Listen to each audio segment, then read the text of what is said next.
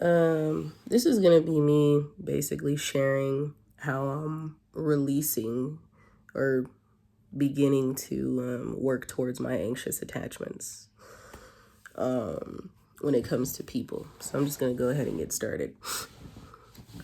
I felt feelings of anxiety, fear, doubt, anger, and grief and resentment.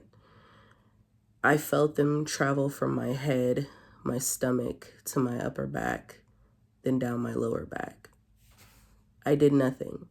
I sat still and allowed myself to feel every feeling. At times it subsided, others it stayed.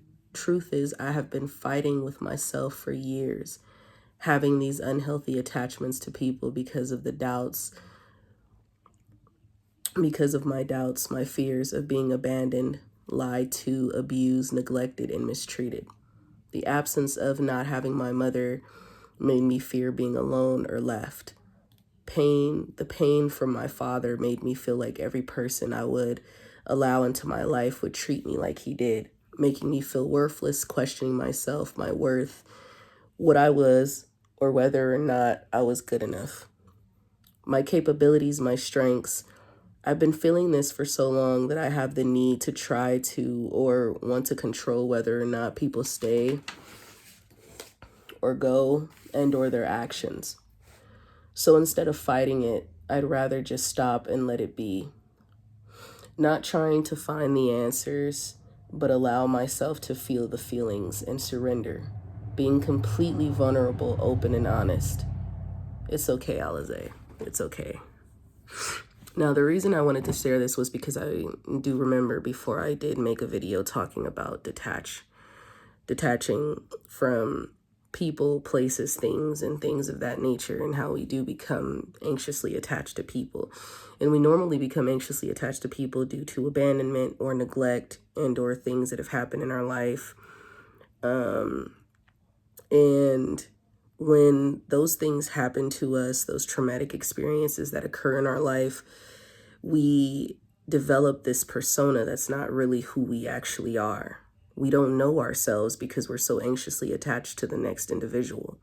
We want to know what that person is doing. We have this expectation of whether or not the person is going to stay, whether or not the person is going to leave, whatever.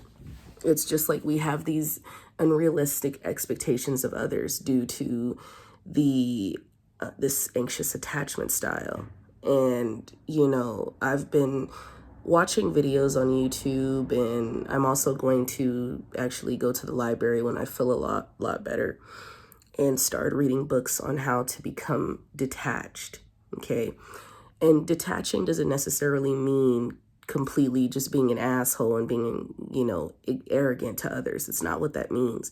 It just means fully detaching yourself from fully actually being able to understand who you are as an individual opposed to the next person, being able to set boundaries, healthier boundaries for yourself, knowing when to say no, being able to allow people to do whatever they please to do, whether or not it's something you want them to do or whether or not it's something that, as long as it's not harming you. But if a person wants to go, then let them go, let them leave, because that's their choice. That's what they want to do, rather than trying to hold on to something or, trying to make the next individual like you, seem like a likable person. Start to have your actual own mindset. And the reason I wrote this down was because I was meditating and I just allowed myself to, this meditation was so deep that I had to allow myself to literally feel all the feelings of anxiety, of fear, of doubt, of worry, and all those and all those emotions that were just there. I allowed them to be there. I didn't try to fight it. I didn't try to understand it. I just allowed myself to feel every feeling that I've been feeling for so many years. And I want to be able to tell you guys that, like I said, I'm a work in progress, I myself am working on a lot of things in my life in order to become the better version. Every morning I have a new schedule. I go to bed at 8 p.m. There is no talking on the phone. There is no anything of that sort. I try to stay off of my phone because I have a habit of always being on my phone, of always wanting to talk to somebody or needing to, just needing to be, like the feeling of wanting to be needed and having to constantly text everybody. And now I try to set my phone in another place in the area of my room. Or if people if people text me, or if they call me, I'll say I'll get back to them a little later, just so I can be able to really be alone with myself. I won't have to feel like I need to reach out to someone, or I need to be around somebody in order to feel, like to feel that validation or whatever the case may be. So, I also wake up in the morning. Like I said, my first priority is God. So when I wake up in the morning, I have letters that I write to God. I'll probably share one of those letters one day when I'm comfortable enough. But I do write letters to God. I do tell him, and, we have our own personal connection, our own relationship. I don't really want to just display that out there for views, but yes, I do write letters to God. Also, I do talk to my grandmother. I do say, hey, how you doing, Granny? What's up? Help me through the day. Whatever it is, just so I can give to myself first. And I feel like when it comes to, being able to just write it down on paper and being able to know, like, this is the reason why. I'm not trying to bring up my past trauma for just no reason, but this is a way to help me heal and to be able to understand, why do I act the way that I act towards my friends, and why do I act the way I act when I'm talking to someone? The fear of not being chosen. Why do I fear that I'm not going to be chosen? Is it because I have been, is it because of things that have happened? My father not choosing me and choosing other people over me, and not actually giving, being there for me mentally and spiritually and emotionally. These are things that I actually have to sit down and talk to myself about and be able to weather the storm. And no, I'm not upset with myself. I'm rather more proud of myself to be able to admit that I do have anxious attachment to people, and I have to be able to, come forward with that and learn how to, really understand me fully and know, like for example, if I'm talking to someone that I really like, or, instead of trying to control the outcome of what's going to happen, just enjoy the moment. Not have any expectations. We talk to each other, we laugh with each other, we go out, we hang out, we do things, and just enjoy those moments, because that's really what life is about, is just enjoying the moment. And I feel like we have this thing where we want something, we're like, damn, I want that person, or I want that thing so bad. But when we actually try so hard to try to that's why they say the law of assumption.